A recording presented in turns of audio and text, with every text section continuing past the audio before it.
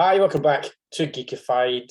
We've got a review with myself and Nathan, and this is something that hit Netflix just about a week ago, a week and a half ago. One of those Netflix ones that just appears out of the blue, no one really knows it's getting made, and that is Windfall.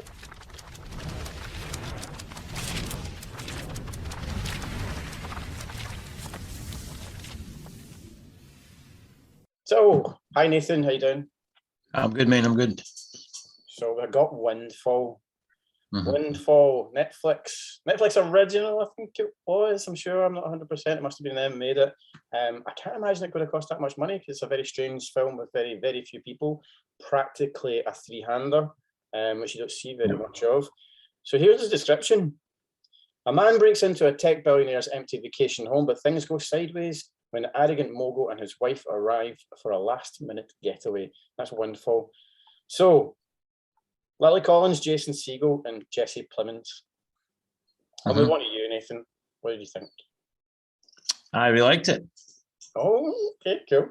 Really liked it. I thought it was, I thought it was quite interesting to see Jason Segel play more of a sort of serious role.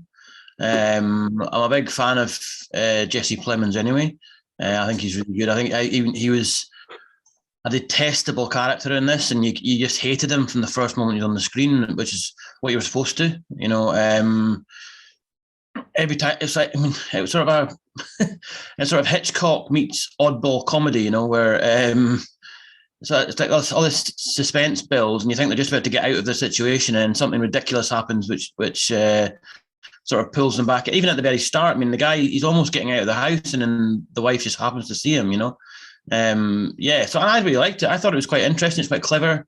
Not a lot happens in it apart from a couple of deaths. But no, I thought it was quite cool. I thought they, sort of none of them are nice people. You think the wife is, but then get to the end and it turns out she probably isn't. And yeah, it's just a bunch of horrible bastards, and I quite like that. Yeah, I just to tell you where I sat on it. I'm right in the middle. Right. So this was one of those movies that I enjoyed. I thought it was really good. I just felt there was something missing that would have made it spectacular, and I don't quite know what it was. This is why I'm quite interested in talking about it, because obviously if you liked it, I felt like everything about it was really interesting. It was one of those films that should have been blow you away, like just a really in-depth character analysis of these three people who are in a horribly complex situation, but it didn't drive home for me. It didn't really punch me. I still liked it and I sat through it all, but it was one of those movies that I got to the end of it and I went, oh, that's it. Do you know what I mean? I was like, do you know what I mean? It was just, oh, that's it, done. But yeah, I know. I did just yesterday. I watched the Sofia Coppola one with Bill Murray, On the Rocks. It's just come out recently on Apple. Okay. And I watched that yesterday or the day before, and that's a bit like that as well. It sort of goes along as a story, and then it sort of goes, oh, there we go, that's the end of it. And I don't always mind that, because I think it's sort of some of the scenes in this where they're sitting around talking remind me a lot of like a Coen Brothers movie, where the dialogue's really important. It's quite quirky. There's some really sort of like odd turns of phrase and stuff that really makes you pay attention to it. And I just thought that this sort of the culture we're in now, where if you're rich and you're famous, you get away with everything, and this sort of film's going, well, actually, no, you don't. But then also this sort of the Jason Segel's character. I can't remember the names of the. I don't even know if they tell you the names of the characters. I don't even think we did get the names of them, just as you say that. Yeah. Yeah, well, his character, you think he's a sort of, a crusader and stuff like that, and it turns out he's just a bit of an arsehole who just wants some money, and I quite like this sort of, that sort of, I think, so especially in like Hollywood movies made in the States, there's always this sort of, the seeming white knight, and even if he comes from a bad background, he's got a good heart and stuff like that. And in this movie, they didn't. They're just all, even the wife, like you said, the wife, you think she's decent, but at the end, she just shoots her husband dead. And you're just like, and walks out. It's almost like she's been in this relationship and didn't really want to be it. It's almost she was in it for her own accord, and she's just seen the next advantage that she can take, which is she's suddenly realising she can actually just kill him and get away with it. She just thought, you know what, fuck it.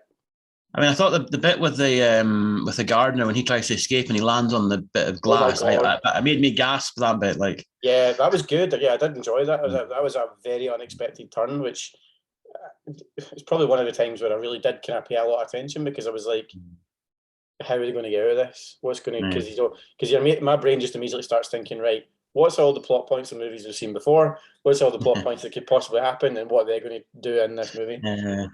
So just At that sorry, point, just as you at were that, saying it there, you were correct. The names aren't given. So you have okay. Jason Segel playing Nobody, Lily Collins' wife, Jesse Plemons, CEO, and Omar Leva, gardener.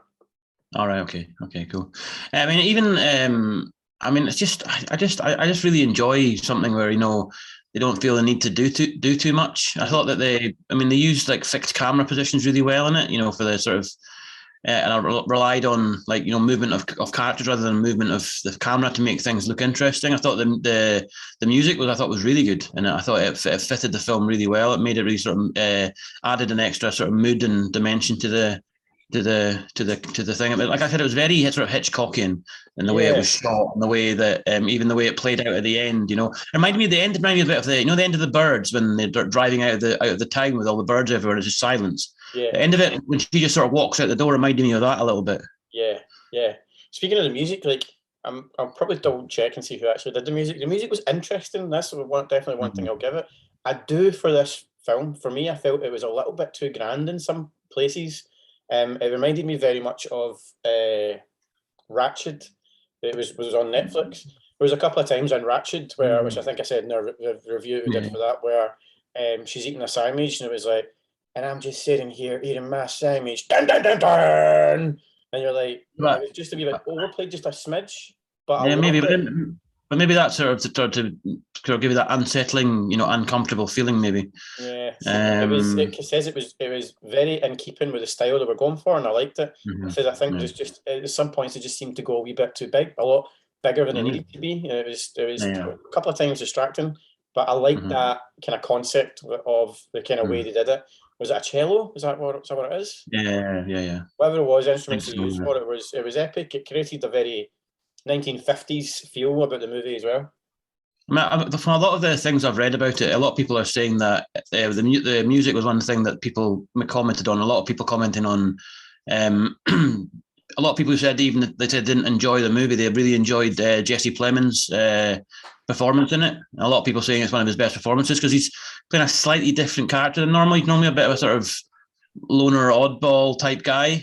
Yeah, Whereas this, he's very sort of brash and does whatever he wants. I mean, it's that sort of caricature of Steve Jobs or the tech nerd who makes it big, so thinks he can gets all like overly confident and thinks yeah, he can do what he wants. And I thought he was really good in it. And just like the bit when they're I thought the bit when they're negotiating how much money Jason Segel wants is it's phenomenal. He yeah. When goes, they I want start laughing at him. $300,000. That's not enough. Yeah, Sure, you that don't was want good. a There's bit no more. way to do that. That bit was very sort of Coen-esque, the way that they write things. I can imagine them writing something like that. But I just thought that he was phenomenal, and that's why I enjoyed it so much, because I enjoy watching things with really good performances from like the lead actors and stuff. But I thought he was just really good in it, and I like him in most stuff. And yeah, no, I was just really impressed with it. I thought that for something I hadn't heard of, I just popped on Netflix one day. It popped up. Yeah, I thought I'll have a go at this, an hour and a half, and I just thought, it's a well-made movie. It's not. I mean, it's not the best thing I've seen this year by any stretch of imagination. It's not even no, so as good as some of the things that we've reviewed recently. But I thought as a sort of a purely sort of character piece, very sort of dialogue driven. I yeah. thought it was really good. Yeah, I'll very much agree with you. Before we finish talking about the film, we've actually got a sponsor for this, Okay. which is Scott Kyle's Highland Fling. So if you're going to be in Scotland in September, please check out Scott Kyle's Highland Fling. It's going to be held at Glasgow. It's an absolute fabulous affair. A few of us attended it last year. It was I was there, and Tony, one of the guys who did reviews, he was there as well. It is some of the most fun you will ever possibly had. You'll see some famous stars have been there over a couple of years, and you'll have a ceilidh, a performance, a band, food, everything there. So please check out the link in the bio for Scott Kyle's Highland Fling, which is absolutely phenomenal. And I can vouch for it because I was there last year and I will be back this year. So yeah, please check that out. And that was our first ever sponsor. How cool is that? That's cool, man. I might make the trip to Glasgow for it. Yeah, I'll come up, man. Honestly, because Tony's going again. Obviously, we all know each other. Mainly based in Glasgow. Tony and Nathan are based in London. So yeah, honestly, come up, mate. It will be absolutely fantastic. Might do. Yeah. So back on to Windfall. Mm-hmm. How much do you think it costs to make a film like this? I mean, I was sort of thinking about this. There's no real sort of, like there's not like big, like, aerial shots or anything like that particularly. There's obviously the use of the property, and then I mean, I can't imagine it would have taken that long to make. And then obviously the salaries of the actors. I mean, Jason Segal, I know he's more sort of comedy actor, but he's reasonably well known. Jesse, I think it's going to be £5 to £8 million. £5 to £8 million. There's quite a few. There's a varying amounts on this. So we can't. If I can find this before I post the video, I'll pop up on the screen the actual amount. But it was £8 million. It was very low considering Jesse Plemons, excuse me, Lily Collins. And Jason Segal. That sounded incredibly low for me. So also when I realised that, and I looked at it earlier on, and I was looking at the amounts, I seen that they were also executive producers. So I think this could have been a little love affair in between them. This could have been a wee thing that they've all wanted to make together and all know each other. It could be. I mean, I meant to look earlier and see if it was the same director and writer or not, but or whether it was a different director, different writer. Again, I'll bring it up on the screen for whoever it is. Yeah. But director is Charlie McDowell. I saw that. Yeah.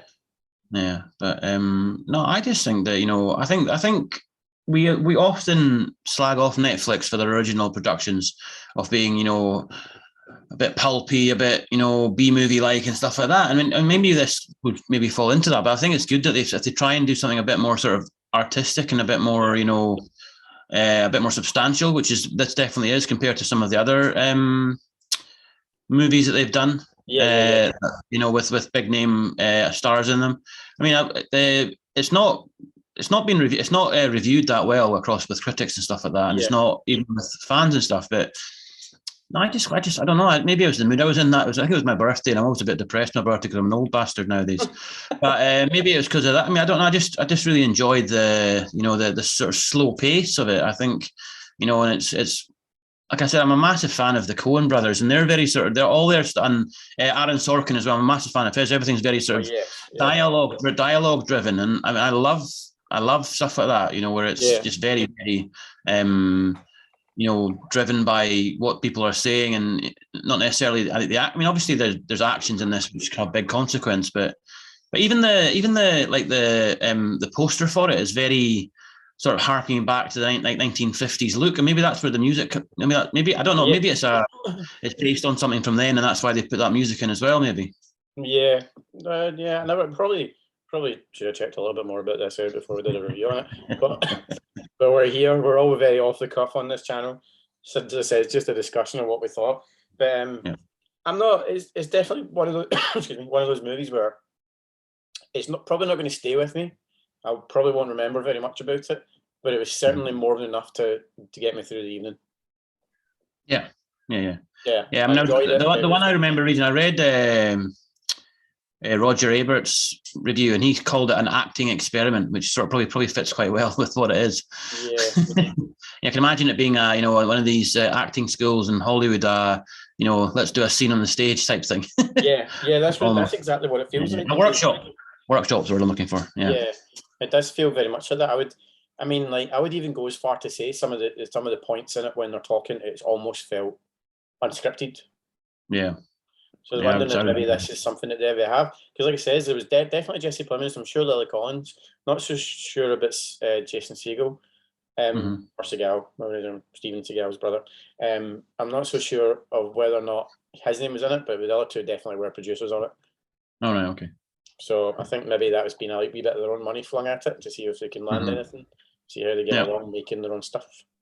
I mean, if it's for Netflix, I suppose they're not really constrained so much by box offices and stuff like that. It's more to do with streaming figures, and I think it did okay. It was on the top 10 for a couple of weeks and stuff like that. And for a sort of art housey type, piece like this. That's probably pretty good for them. And I have noticed that Boiling Point's doing very well on Netflix. That's like been top 10 for about 3 weeks now. Yeah, I mean, since it came out, it's only been out for about a week, and it has been positive review, I think, Chris.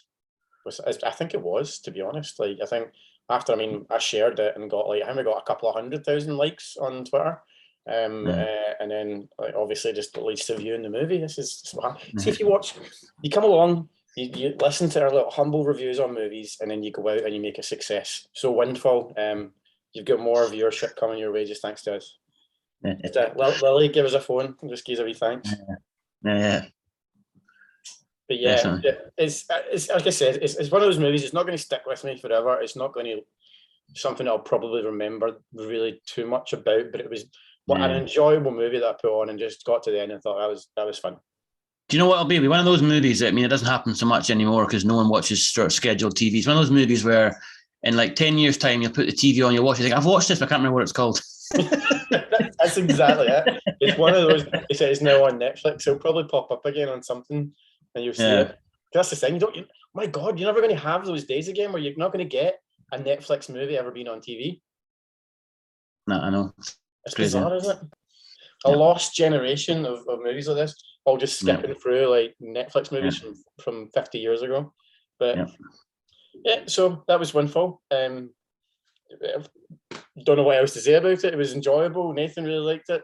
The two of us certainly aren't shouting at the top of the rooftops about it, but go out, watch it if it sounds like your kind of thing from our review. We did spoil a little couple of bits in it, but it's still very enjoyable. It's a very enjoyable film, beautifully shot, looks good and well acted. It's certainly not winning an Oscar, but it's worth watching. So thank you very much, Nathan. Cheers, man. And thank you. We can do this all day.